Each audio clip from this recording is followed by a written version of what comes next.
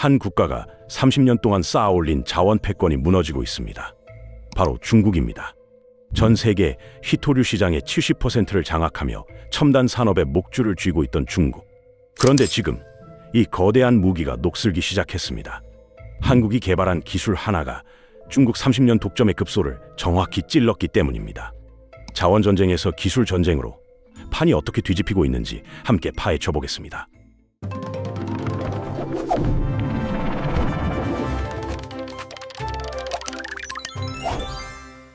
희토류라는 이름을 들어보신 적 있으실 겁니다. 스마트폰 진동 모터부터 전기차 엔진, 미국의 최신의 전투기 F-35까지 현대 첨단 산업의 심장부에는 어김없이 희토류가 들어갑니다. F-35 전투기 한 대에만 약 408kg의 희토류가 사용됩니다. 희토류란 17개의 금속 원소를 통틀어 부르는 이름인데, 이 원소들은 자석을 강하게 만들거나 전자부품의 성능을 높이는 데 꼭 필요합니다. 문제는 이 희토류의 70% 이상을 단 한 나라가 쥐고 있다는 사실입니다. 바로 중국입니다. 이 문제는 한국에게도 남의 일이 아닙니다. 현재 한국은 전기차 모터 등에 들어가는 연구 자석의 80% 이상을 중국에서 수입하고 있습니다. 미국이 75%, 유럽이 95% 이상을 중국에 의존하고 있으니 전 세계가 비슷한 처지입니다. 중국이 마음만 먹으면 한국의 전기차 공장도, 반도체 생산 라인도, 첨단 무기 제조 시설도 모두 멈출 수 있다는 뜻입니다. 중국은 이 압도적인 점유율을 무기로 활용해 왔습니다. 2024년 한 해에만 희토류 27톤을 생산했는데, 이는 5년 전에 2배에 달하는 수치입니다. 특정 국가와 갈등이 생기면 수출을 제한하고 가격을 올리고, 때로는 아예 거래를 끊어버리겠다고 위협합니다. 시진핑 주석이 희토류 광산을 방문할 때마다 전 세계 산업계가 긴장하는 이유입니다. 실제로 2010년대 이후 중국은 여러 차례 희토류 카드를 꺼내들었습니다. 수출 쿼터를 줄이고 수출세를 올리며 국제 가격을 요동치게 만들었습니다. 쿼터란 수출할 수 있는 물량의 상한선을 정해놓는 것인데, 이걸 줄이면 공급이 부족해지고 가격이 치솟게 됩니다. 2024년 10월에는 아예 희토류 관리 조례를 시행해서 법적으로 수출을 통제할 수 있는 근거까지 마련했습니다. 희토류 없이는 아무것도 만들 수 없다는 공포가 전 세계를 짓눌렀습니다. 그러나 바로 이 지점에서 의문이 생깁니다. 희토류는 지구상에 흔하게 존재하는 원소입니다. 전 세계 곳곳에 매장되어 있습니다. 그런데 왜 유독 중국만 이 시장을 장악하고 있는 걸까요? 다른 선진국들은 왜 생산에 뛰어들지 않는 걸까요? 이 질문에 대한 답을 알게 되면 중국 희토류 패권의 본질이 보이기 시작합니다. 중국이 희토류 시장을 장악한 비결은 무엇이었을까요? 혹시 중국이 압도적인 채굴 기술을 보유하고 있어서일까요? 아니면 희토류가 오직 중국 땅에만 묻혀 있어서일까요? 둘 다 아닙니다. 희토류는 이름과 달리 지구상에 드물지 않습니다. 희토류에서 희자가 드물 희자를 쓰기 때문에 희귀하다고 생각하기 쉬운데, 실제로는 그렇지 않습니다. 2025년 기준 전 세계 희토류 매장량은 약 9,090만 톤입니다. 중국이 4,400만 톤으로 약 48%를 보유하고 있지만, 브라질에 2,100만 톤, 인도에 690만 톤, 호주에 570만 톤이 묻혀 있습니다. 채굴 기술도 특별히 어렵지 않습니다. 그런데도 선진국들이 생산에 적극적으로 나서지 않은 이유가 있습니다. 바로 환경 문제입니다. 희토류를 정제하는 과정은 상상 이상으로 더럽습니다. 희토류 원석에서 순수한 원소를 뽑아내려면 강력한 화학물질을 사용해야 합니다. 이 과정에서 희토류 1톤을 추출할 때 황산이 포함된 독성가스와 약 20만 리터의 산성 폐수가 발생합니다. 게다가 약 1.4톤의 방사성 물질이 함유된 폐기물도 나옵니다. 희토류 광석에는 토륨이라는 방사성 물질이 함께 포함되어 있기 때문입니다. 선진국에서는 이런 폐기물을 처리하는 데 막대한 비용이 듭니다. 환경 규제가 엄격하기 때문입니다. 미국이나 유럽에서 희토류를 생산하면 환경 처리 비용만으로도 채산성이 맞지 않게 됩니다. 채산성이란 사업을 해서 이익이 남는지 아닌지를 따지는 것인데, 환경 비용을 제대로 부담하면 적자가 나버리는 것입니다. 결국 선진국들은 하나둘 희토류 생산을 포기했습니다. 기술이 없어서가 아니라 환경 때문에 못한 것입니다. 반면 중국은 달랐습니다. 환경 규제가 느슨했고 폐수와 방사능 찌꺼기를 제대로 처리하지 않았습니다. 네이멍구 지역의 히토류 광산 주변에는 검붉은 색의 거대한 폐수 호수가 형성되어 있습니다. 위성 사진으로도 확인할 수 있을 정도입니다. 주변 지역 주민들은 암, 피부 발진, 골다공증, 호흡기 질환 등에 시달리며 제대로 된 보상을 받지 못하고 있다고 호소합니다. 다시 말해 중국은 전 세계의 첨단 산업을 위한 화장실 역할을 자처한 셈입니다. 더러운 일을 도맡아 하면서 독점권을 얻은 것입니다. 이 사실은 중요한 시사점을 던집니다. 이 더러운 방식에 의존하지 않고도 첨단 제품을 만들 수 있다면 중국의 무기는 순식간에 무용지물이 됩니다. 중국이 히토류를 무기로 휘두른 가장 대표적인 사례는 2010년에 일어났습니다. 당시 일본과 중국은 세카쿠 열도라고 불리는 동중국해의 작은 섬들을 두고 격렬하게 충돌했습니다. 센카쿠 열도는 일본이 시료 지배하고 있지만 중국도 자기 땅이라고 주장하는 분쟁 지역입니다.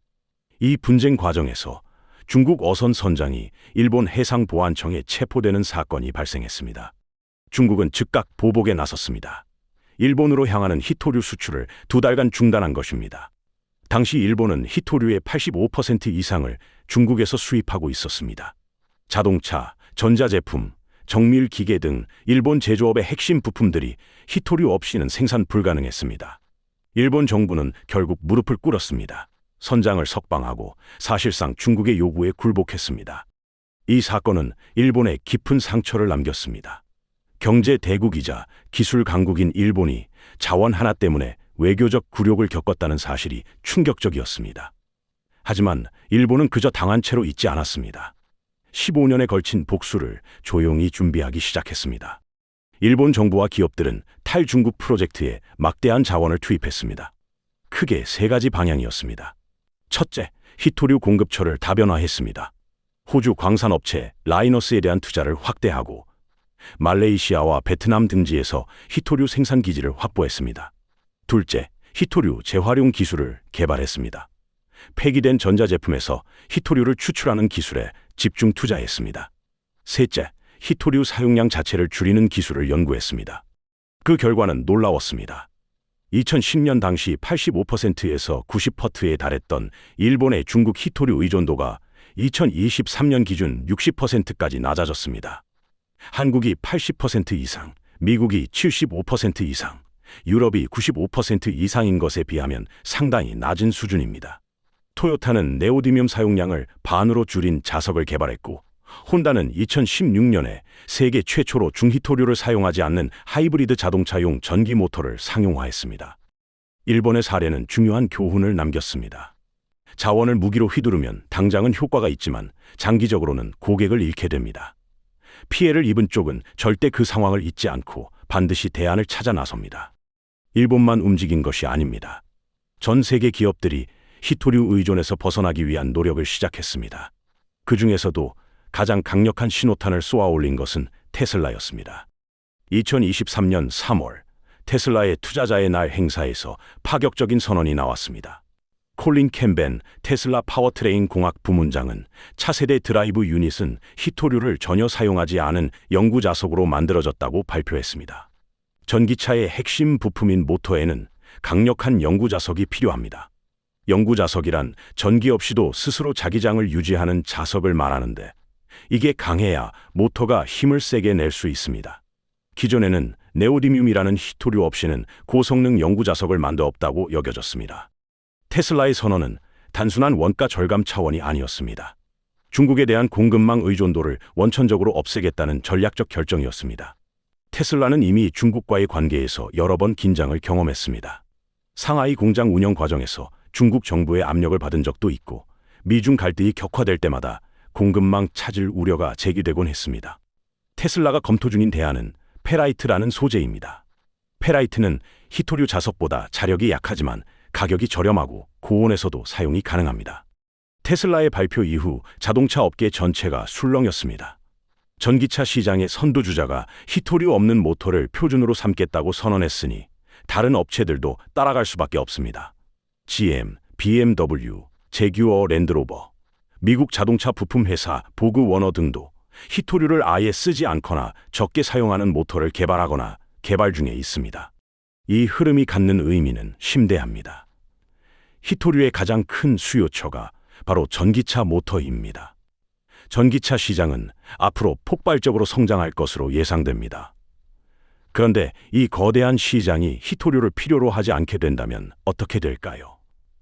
중국이 30년간 공들여 쌓아올린 히토류 패권은 수요 증발이라는 근본적인 위기에 직면하게 됩니다. 자원의 가치는 수요가 있을 때만 유지됩니다. 아무리 많은 양을 보유하고 있어도 아무도 사지 않으면 그것은 무기가 아니라 재고 덩어리에 불과합니다. 이처럼 전 세계가 타리토류를 향해 달려가는 가운데 가장 주목할 만한 성과가 한국에서 나왔습니다. 2025년 3월 한국재료연구원이 세계 최고 수준의 비히토류 연구자석 기술을 개발했다고 발표했습니다. 박지훈, 김종호 박사 연구팀이 개발한 망간 비스무스 자석 기술이 바로 그것입니다. 테슬라를 비롯한 글로벌 기업들이 아직 연구 단계에 머물러 있는 사이 한국이 상용화에 가장 가까운 기술을 먼저 확보한 것입니다. 망간과 비스무스는 히토류가 아닙니다. 지구상에 풍부하게 존재하고 채굴 과정에서 환경 오염 문제가 상대적으로 적습니다. 무엇보다 중국에 의존할 필요가 전혀 없습니다. 문제는 지금까지 망간, 비스무스 조합으로는 고성능 연구자석을 만들기 어려웠다는 점입니다. 연구자석의 성능을 결정하는 핵심 지표가 있습니다. 보자력이라고 불리는 것인데 쉽게 말해 자석이 외부 충격이나 열에도 자성을 잃지 않고 버티는 힘입니다. 모터가 돌아갈 때는 열이 많이 나고 강한 자기장이 걸리는데 이런 상황에서도 자석이 성능을 유지해야 합니다. 기존 망간 비스무스 자석은 고온에서 쉽게 분해되거나 산화되면서 순도가 떨어지는 한계가 있었습니다. 한국재료연구원은 이 문제를 독자적인 저온 소결 기술로 해결했습니다.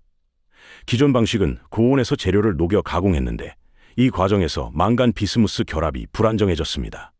한국연구진은 저온에서 압축하는 방식을 개발해 자석의 밀도를 95% 이상 높이는 데 성공했습니다. 이를 통해 자석 성능을 나타내는 수치인 최대 자기 에너지적에서 10.5mg/W를 달성했습니다. 이는 비히토류 자석 중에서 세계 최고 수준입니다. 더 놀라운 점은 이 기술이 소결 이후에도 자성이 유지되고 산화나 분해 현상이 없어서 대량 생산이 가능하다는 것입니다. 이 기술은 현재 국내 자석 제조기업 노바텍의 기술 이전이 진행 중입니다. 상용화되면 세계 최초로 비히토류 기반의 망간 비스무스 연구자석이 산업 현장에 적용되는 사례가 됩니다. 전기차 모터, 발전기, 반도체 부품, 공조기 등 다양한 산업에 적용할 수 있습니다. 중국 땅을 한 삽도 파지 않고도 고성능 모터를 만들 수 있는 길이 열린 것입니다. 중국이 수십 년간 쌓아온 히토류 독점 체제의 급소를 한국 기술이 정확히 찌른 셈입니다. 히토류 의존에서 벗어나는 길은 새로운 자석 기술만이 아닙니다.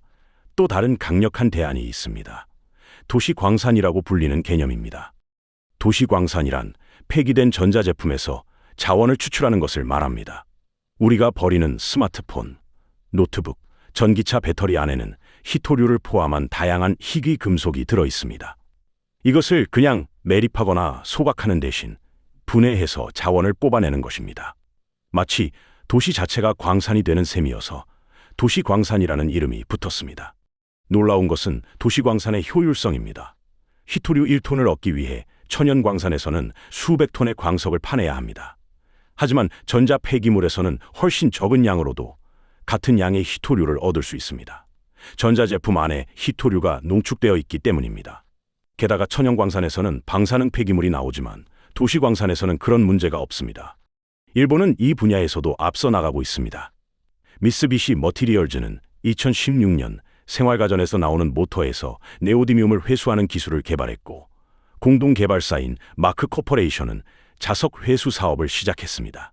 또한 일본은 프랑스 기업 카레스터가 추진하는 히토류 정제 및 재활용 프로젝트에 약 1억 유로를 투자하기로 했습니다. 폐전기차, 자석 등에서 히토류를 회수하는 재활용 기술은 자원 순환 경제 구축에도 기여할 수 있습니다. 한국도 도시광산에서 유리한 위치에 있습니다.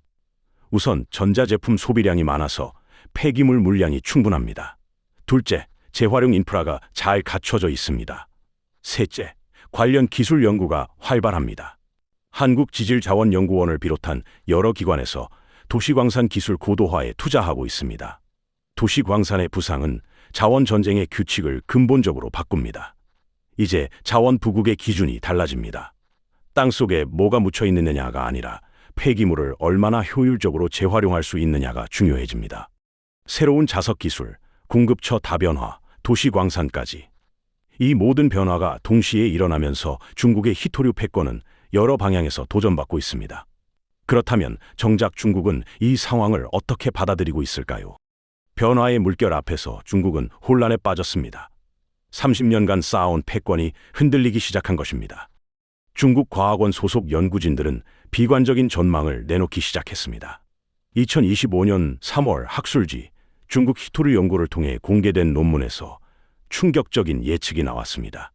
새로운 희토류 공급 국가들이 부상하면서 중국이 세계 희토류 원자재 시장에서 차지하는 점유율이 현재 62%에서 2035년에는 28%로 떨어질 수 있다는 것입니다. 대체 기술이 확산되고 재활용이 늘어나며 다른 국가들의 광산 개발이 본격화되면 중국의 독점 지위는 유지되기 어렵습니다. 위기감을 느낀 중국 정부는 무리수를 두기 시작했습니다. 2023년부터 희토류 가공 기술의 수출을 금지하는 조치를 시행했습니다. 원료뿐 아니라 기술까지 통제해서 다른 나라들이 희토류 산업에 진입하지 못하도록 막겠다는 의도입니다.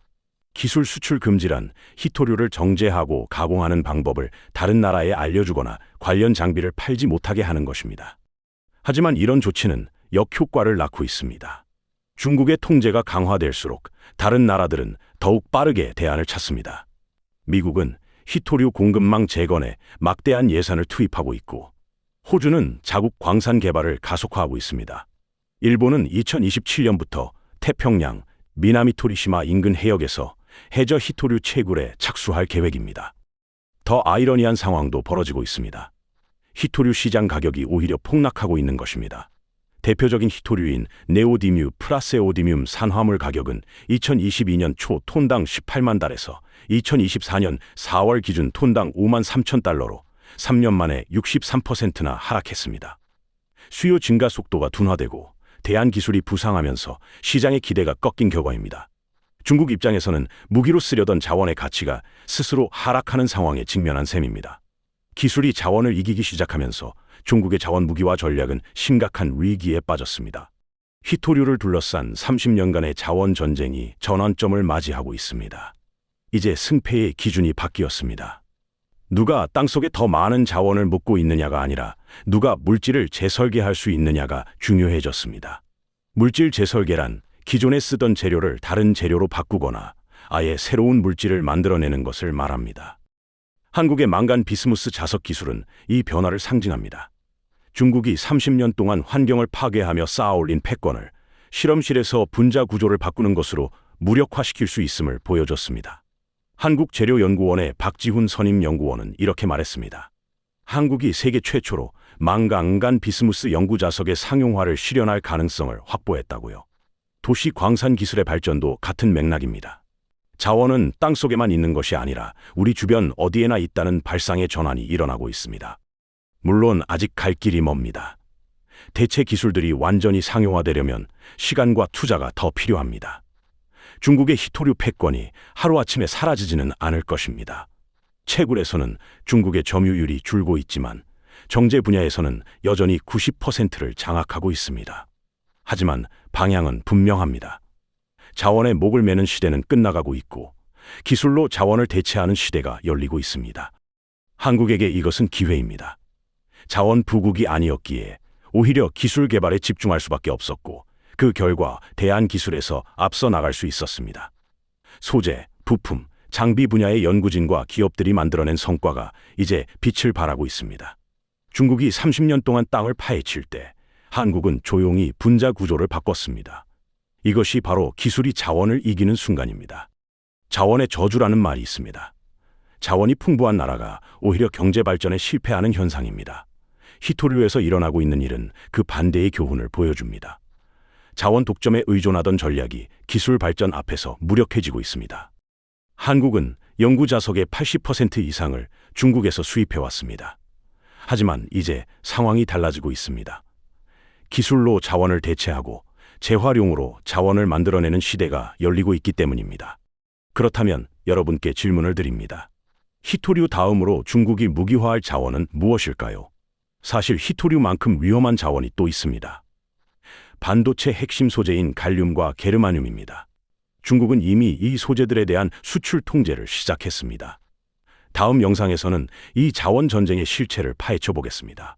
저희 채널에서는 복잡한 국제 경제 이슈의 맥락과 한국에 미치는 영향을 깊이 있게 분석해드리고 있습니다.